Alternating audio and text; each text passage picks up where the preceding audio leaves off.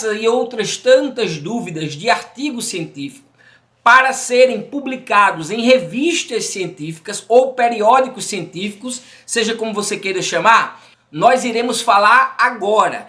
Eu vou estar apresentando como se escreve um artigo científico e ao decorrer da aula vou também estar dando algumas dicas. Beleza? Fechamos as etapas, vamos agora para a estrutura do trabalho acadêmico. Essa estrutura é bacana. Normalmente, em trabalhos acadêmicos, nós discutimos três elementos: os pré-textuais, os textuais e os pós-textuais. Isso normalmente para um TCC, para uma monografia, beleza? Mas, Hugo, a gente está falando aqui de um artigo científico. Trabalho acadêmico, artigo científico. Existem elementos pré-textuais, textuais e pós-textuais? Sim, e eu vou dividi-los dessa forma para ficar mais fácil de entender. Mas não necessariamente que a gente tenha, por exemplo, epígrafe, agradecimentos, como são elementos pré-textuais normais em uma monografia. Nos elementos pré-textuais, por exemplo, aqui no nosso percurso de trabalhos acadêmicos, nós só temos dois elementos que vêm antes do texto. O título, que também pode ser considerado já próprio do texto, mas eu quero deixar o título aqui como pré-textual, porque escolher o título é de extrema relevância para que tenhamos um trabalho de excelência. Nós já vimos isso aqui em escolher título, beleza? Então o título, ele precisa ser relevante, ter viabilidade e ter interesse, ser interessante. Lembra que nós vimos isso? Nós já lemos essa parte do título, eu só coloquei aqui para a gente relembrar. Dito isso, nós partimos para o resumo. Aí sim, é próprio do trabalho científico, é próprio do texto científico, do trabalho acadêmico chamado de artigo, artigo científico. Todos eles solicitam resumo. Resumo na língua original e normalmente em outra língua ou em duas línguas, que eu não vou colocar aqui, mas você vai saber porque você vai entrar na diretriz do autor, da revista que você pretende publicar e vai ter lá dizendo resumo em outra língua, resumo em espanhol e inglês, ou resumo só em inglês, beleza? Então vou falar só do resumo na língua originária, na nossa língua originária, no português. Resumo é um componente obrigatório e deve ser feito em um único parágrafo, contendo 150 a 250 palavras. Olha, eu odeio o resumo, ou melhor, odiava. Eu fazia um texto. Aí depois eu me perguntava, meu Deus, como é que eu vou resumir? Em 150 palavras o texto. Eu tenho um pavor em síntese. Eu sou muito fraco em sintetizar, em resumir, em resumir mesmo. Sou fraco. Eu odeio resumir, eu odeio sintetizar. Eu sou pouco objetivo. E aí toda vez que chegava no resumo eu ficava com um pavor, um ódio mortal. Até que eu aprendi como se faz resumo. Resumo é técnica e informações relevantes e primordiais que exige, que tem que ter no resumo. Quando você sabe isso, você só vai fazer o que é exigido no resumo e o seu resumo está pronto, sem maiores dificuldades de ter que resumir todo o seu artigo científico em cerca de 100 a 250 palavras. Lembrando, vai depender da revista. Tem revista que coloca só 200 palavras. Tem revista que coloca de 150 a 250. Beleza? A depender da revista. Então, é necessário ainda que o texto esteja na terceira pessoa do singular e em voz ativa. Além do resumo, nunca em primeira pessoa, pessoal, nunca escreva um texto científico em primeira pessoa. Eu penso que nunca. Além do resumo na língua vernácula, a língua portuguesa no caso, é necessário também que o parágrafo esteja em idioma estrangeiro, sendo normalmente inglês, espanhol ou francês, vai depender da revista. Após o texto explicativo sobre o trabalho, deve haver as palavras-chave que resumem ainda mais o assunto.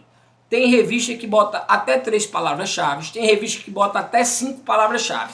Vai depender da revista. Quais são as palavras-chave? Basicamente você vai para o seu título, cara. Vai para o seu título e tire 5, ou dependendo da revista 3, palavras que mais definem a sua pesquisa. Entende? Você pega 3 palavrinhas e coloca aí. Mas vamos ver as regrinhas mágicas para um resumo. Primeira coisa que você vai colocar no resumo é o objetivo da pesquisa. Não é para ficar resumindo todo o trabalho, não. Objetivamos com a pesquisa isso, isso e isso. Porque o seu leitor, o pesquisador que está passando por uma infinidade de artigos científicos, quando ele quer pesquisar sobre determinada área, ele chegar no seu artigo, só no resumo ele vai saber se interessa ou não a ele. Porque ele vai ler lá, vai ter os objetivos da pesquisa. Depois dos objetivos da pesquisa vai ter o quê? A metodologia. Qual passo a passo você usou para construir o seu texto? Isso é muito fácil, porque você já disse anteriormente, você já tinha definido anteriormente qual era a metodologia. Você só vai dizer no seu resumo, objetivamos isso, isso e isso, para tanto, nós seguimos tal metodologia. Para discutirmos tal temática, discutimos pós-modernidade fundamentados em Bauman e utilizamos o teórico Stuart Hall para discorrermos acerca das subjetividades. Ora, já disse que a metodologia que eu usei foi Bauman e Stuart Hall para discutir os conceitos. No meu caso, que é bibliográfico, se o seu foi coleta de dados, foi trabalho empírico, trabalho de campo, aí você coloca aqui, utilizei a teoria de tal fulano e foi feito entrevistas com tantos personagens. Você coloca a metodologia que você usou. Depois você vem com os principais resultados obtidos e a conclusão do seu trabalho. Então aí fica facinho você fazer o seu resumo. Objetivos, a metodologia, quais os principais resultados e a conclusão. Então o cara que pegar o seu artigo e ler o seu resumo, ele vai saber se é de interesse da pesquisa dele ou não, só pelo resumo. Que ele vai saber o que você objetivou, como você pesquisou, que é a metodologia, as principais características, as principais descobertas do teu artigo e a conclusão que você chegou. Aí sim, ele vai decidir se vai ler todo o seu artigo ou não, se é um artigo que não o interessa. Beleza? Então esse é o resumo, um pouquinho difícil, mas espero que vocês tenham compreendido. E vamos para o elemento textual. Agora vem aí o nosso artigo propriamente dito, que começa sempre pela introdução. Introdução não é introdução de uma redação não, pessoal. A gente está falando de um texto científico. Vamos ler aqui. Trata-se da parte inicial do trabalho, responsável por delimitar o tema da pesquisa e contextualizá-lo. Você vai delimitar, vai dizer de onde até onde você pesquisou, qual o recorte histórico, qual o recorte social, qual o seu ponto de partida e o seu ponto de chegada na pesquisa. E contextualizar a pesquisa para o seu leitor. É nela que o pesquisador apresenta a visão global de sua pesquisa, com foco numa justificativa consistente, objetivos bem definidos e metodologia apropriada. Repito, então na sua introdução precisa ter a sua justificativa, a importância do tema. Quando você for contextualizar o tema, você já coloca a importância do tema. Você já coloca uma justificativa. Quais os seus objetivos em discutir esse tema? O Hugo não está lá no resumo? Sim, vai estar aqui na introdução também, de forma mais bem contextualizada. Lá só era 150 palavras, a 250. Aqui não, aqui você vai explicar os objetivos de forma mais clara, de forma mais contextualizada. E a metodologia que você utilizou.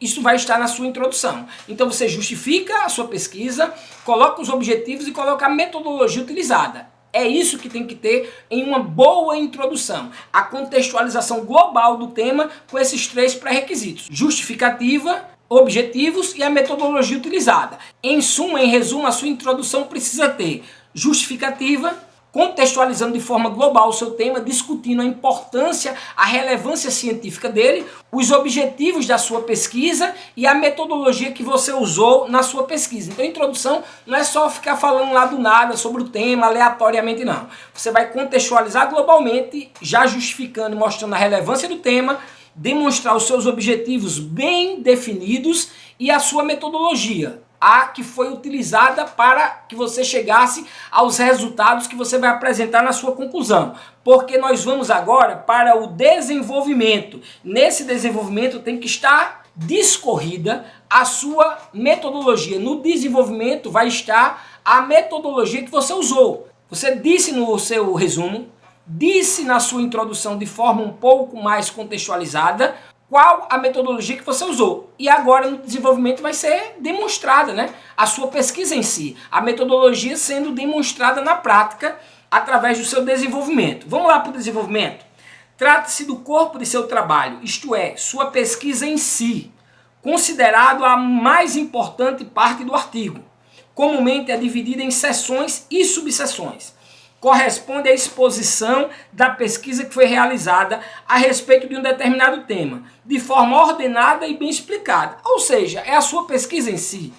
Um bom desenvolvimento contém aprofundamento teórico, onde você vai aprofundar a teoria dos teóricos que você mencionou na sua introdução, diferente autoridade sobre o tema, que é o que dá sustentação e referência ao teu texto, que eu falei muito até aqui, metodologia explicada. Ora, você disse a metodologia lá no seu resumo, falou também na sua introdução, e o seu desenvolvimento vai ser a metodologia sendo explanada.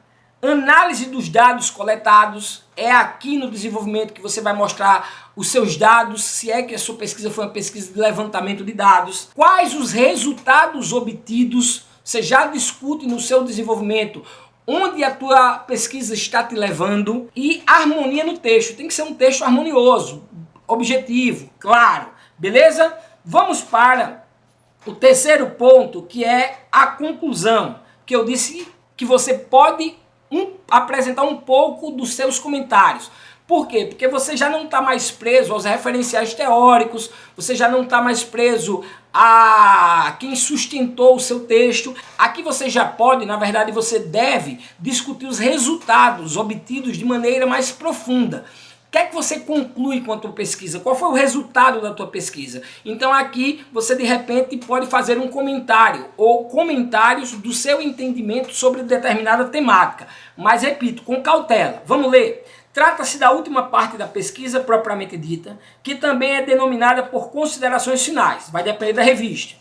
Ao escrever o texto de sua conclusão, o pesquisador deve falar se os objetivos delimitados anteriormente foram alcançados ou não. Lembra que você durante o texto falou sobre os seus objetivos, lá na introdução? Aqui você vai dizer se os objetivos de fato foram alcançados. Se sim, como? E se não, por que não foram alcançados? Quais as dificuldades encontradas na pesquisa? Isso é importante colocar também. Quais as dificuldades que você encontrou para que os objetivos não pudessem ter sido atingidos? É aqui na conclusão que você vai colocar. Neste item faz-se necessário apresentar as descobertas, os questionamentos que surgiram ao longo da investigação e as hipóteses que foram validadas, bem como as que não foram validadas. Então, se as hipóteses, os objetivos foram validados, se o teu objetivo foi concluído, o que você imaginava, é aí que vai estar. Se não foram validados, não, e por que não foram validados? O que é que ocasionou ou o que é que a tua pesquisa apresentou que não valida o que você tinha levantado de hipótese anteriormente, o teu objetivo anterior, beleza? Então essa é a conclusão.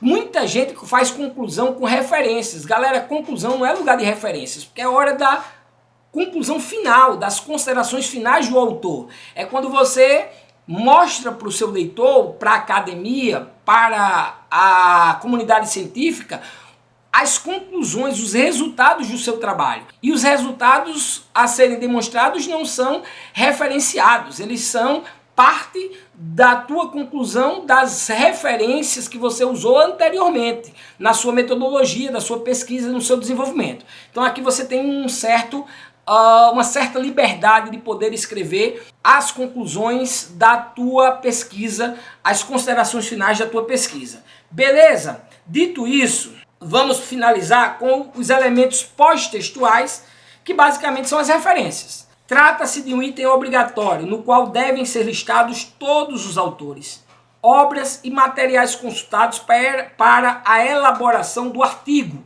Tem que ter nas suas referências todo e qualquer autor ou autora que foi discutido ao longo do texto.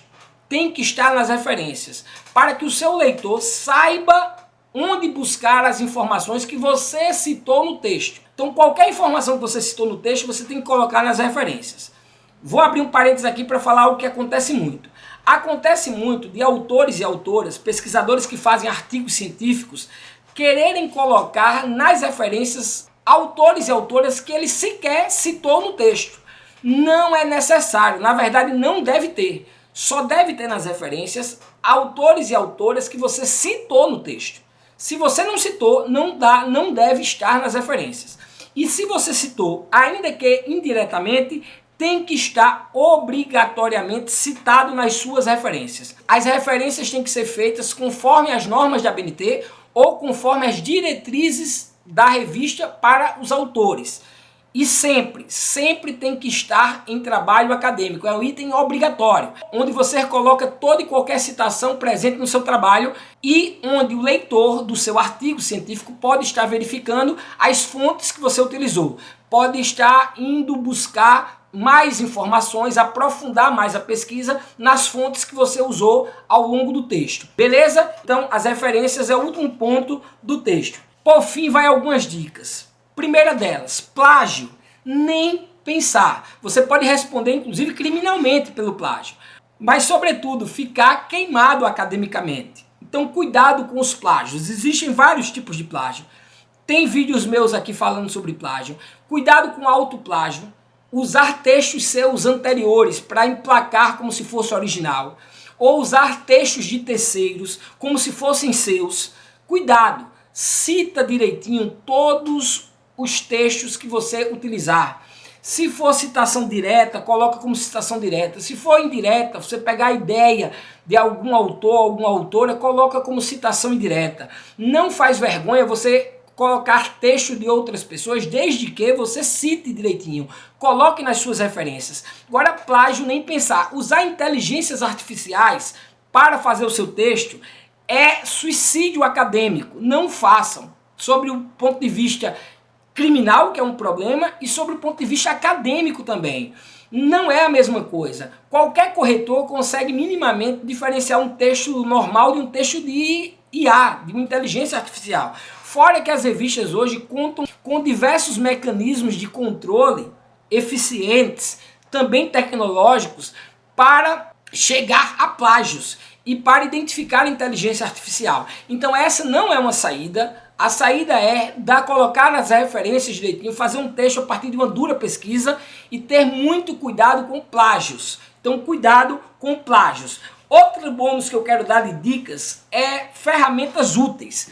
Pessoal, software de formatação, gerenciadores de referências e dicas para otimizar sua pesquisa escrita. Suporte e orientação individualizada, canal de comunicação para dúvidas e esclarecimentos durante o curso. Eu pessoalmente presto mentoria e presto consultoria para quem queira fazer artigo acadêmico. Depois podem entrar em contato comigo ou com outras pessoas que sejam mais referências do que eu indico aqui qualquer uma, ou seu orientador, seus professores, mas de dicas úteis aqui eu coloco essas ferramentas, porque, por exemplo, existem ferramentas hoje que você coloca o nome do autor, o nome do livro e sai a referência certinha. Então, professor, não sei como fazer a referência, vai no Google e pesquisa, ou vai em softwares que já faz para você as referências certinho, tal qual manda as normas da ABNT. Então, assim, você pode estar utilizando desses recursos, dessas ferramentas, que não é a mesma coisa que plagiar, para uma ajuda no seu trabalho acadêmico quando você tem dificuldades. Enquanto dicas, também eu quero dar duas grandes dicas. Planejamento e organização. É fundamental ter um plano de trabalho antes de iniciar a pesquisa.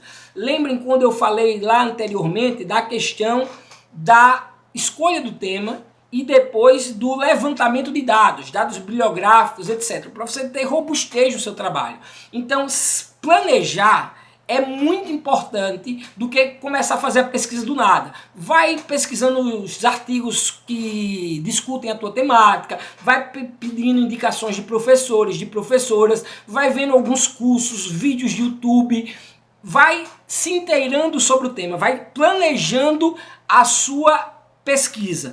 E a organização, mantenha seus materiais de pesquisa e anotações bem organizados. E aí vai uma dica. Manter bem organizado significa dizer o seguinte: cuidado em guardar em um único computador ou em um único pendrive e perder a pesquisa. Eu já perdi pesquisas inteiras assim. Então deixe geralmente em uma nuvem, deixa no e-mail.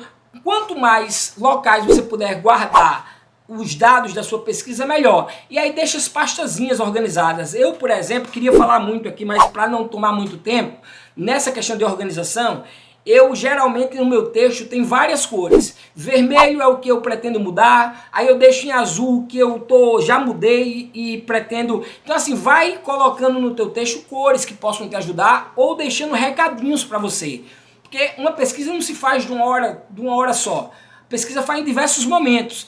E se você passa um tempo sem ver sua pesquisa, de repente você corre o risco de perder o fio da meada, de perder a lógica da pesquisa. Aí você deixa recadinhos para você ao longo do texto. Eu, por exemplo, uma coisa que eu faço muito é parei aqui. Porque aí eu já sei onde parei. Parei aqui, estava discutindo sobre tal tema. Parei aqui, estava com essa dificuldade. Então, mais ou menos, eu fico ciente de onde eu estou. Planejamento e organização é muito importante. Assim sendo, assista essa aula completa ou a continuação do próximo tópico acessando o link na descrição desse vídeo.